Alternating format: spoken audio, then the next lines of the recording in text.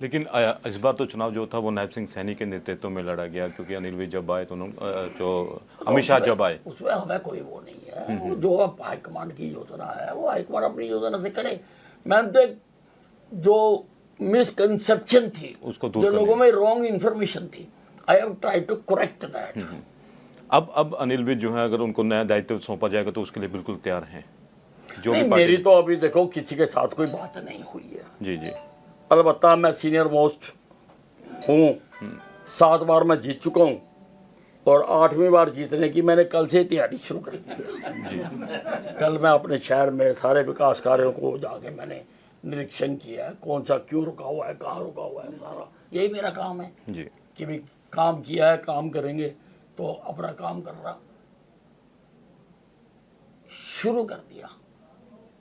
वो हाईकमांड जब बात करेगी, अगर करना चाहेगी तो सीनियर आदमी हूँ, अपनी बात कहूँगा, जो मेरे अनुभव है मैं कहूँगा, जो मुझको कहना मैं कहूँगा, फिर जो बात होगी। लेकिन जो भी दायित्व सौंपा जाएगा हाईकमान की तरफ से, आप उसको लेने के लिए पूरी तरह से तैयार रहेंगे? नहीं नहीं, हमने कभी भी इनकार नहीं किया है किसी भी बात को। लेकिन आप देखिए ना, अब इतने लंबे लेवल के बाद 4 बातें तो आदान प्रदान करनी होती है ना, अब उस पर तो रोक नहीं लगा सकते ना। जी। अच्छा, जब आपने ये बयान दिया, जो सीएम मुख्यमंत्री वाला बयान दिया, तो विरोधियों ने उसको हाथों हाथ उठाया। जब विरोधी दल के खेमे खासकर भूपेंद्र हुड्डा से पूछा गया कि आपकी पार्टी के अंदर गुटबाजी है, तो उन्होंने कहा गुटबाजी हमारे अंदर नहीं, बीजेपी के अंदर है। अनिल विज साहब तो मुख्यमंत्री की पेज दावा ठोक रहे हैं। देखिए, जिस समय पर मेरा बयान आया और मेरे को एक बहुत वरिष्ठ नेता ने भी बताया कि उससे हरियाणा में एक वेव बन गई, सारे हरियाणा में, और जो एजेंसियां सर्वे कर रही थी उनके सर्वे रोज बढ़ने शुरू हो गए। मेरे को एक नेता ने टेलीफोन करा, अनिल जी वो मुख्यमंत्री वाला, तो मैं तो अपना स्पष्टीकरण देने लगा। वो कहा नहीं नहीं नहीं, आपने बहुत बढ़िया करा। कहता आपके बयान से हमारी सीटें बढ़नी शुरू हो गई। कि पहले चर्चा हो रही थी कांग्रेस की सरकार बनेगी, वो बनाएगा, ये करेगा। कहता अब चर्चा शुरू होगी कि मुख्यमंत्री कौन बनेगा। मुख्यमंत्री तो तभी बनेगा ना अगर बीजेपी की सरकार बनेगी। चर्चा ही चेंज हो गई, सारी लाइन ही चेंज हो गई। अच्छा, राहुल गांधी, क्योंकि कांग्रेस के अंदर भी गुटबाजी कम नहीं थी, एक तरफ भूपेंद्र सिंह हुड्डा थे, दूसरी तरफ शैलजा थी। राहुल गांधी आते हैं मंच पर और दोनों के हाथ भी मिलवाते हैं, लेकिन कुछ का कुछ असर तो नहीं दिखता। देखिए ऐसा है, उन्होंने तो लोगों की बात को सिद्ध कर दिया कि हाँ कहीं पे कोई गड़बड़ है, जो जबरदस्ती हाथ मिलवाए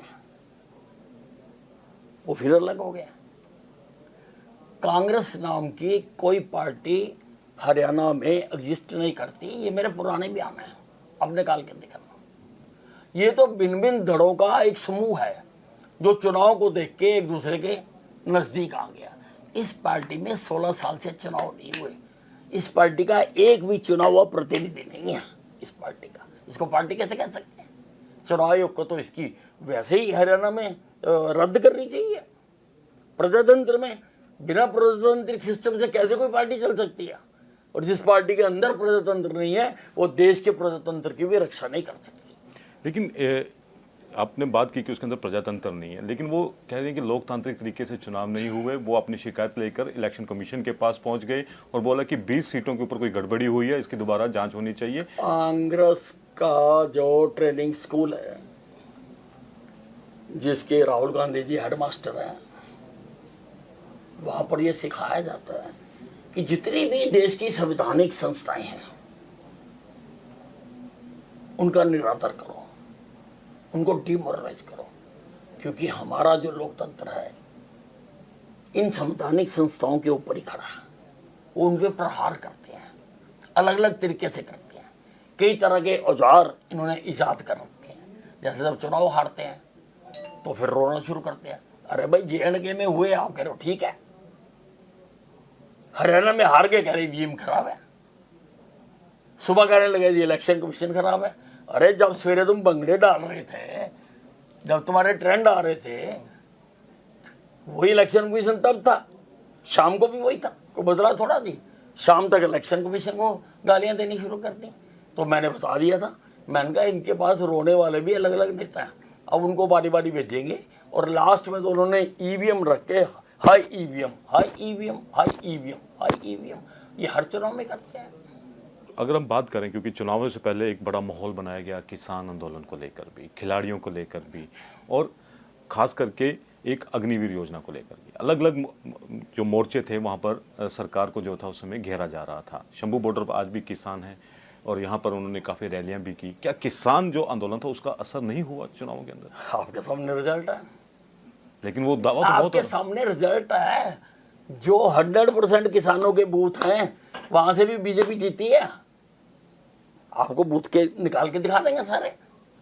अरे प्रजातंत्र में लोगों की मांगे हुआ करती हैं, होती हैं, किसानों की भी मांगे होंगी, मांगों को उठाया भी जाता है, लेकिन कोई सारे ही उससे सहमत हैं, ये ठीक नहीं है। और एक बात मैं आपके चैनल पर स्पष्ट करना चाहता हूं कि किसान हमारी धरती पे नहीं बैठे हुए, किसान बैठे हुए हैं पंजाब की धरती पर।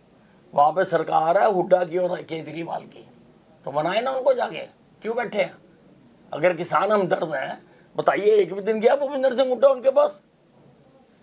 गया मुख्यमंत्री पंजाब का, गया केजरीवाल पंजाब का?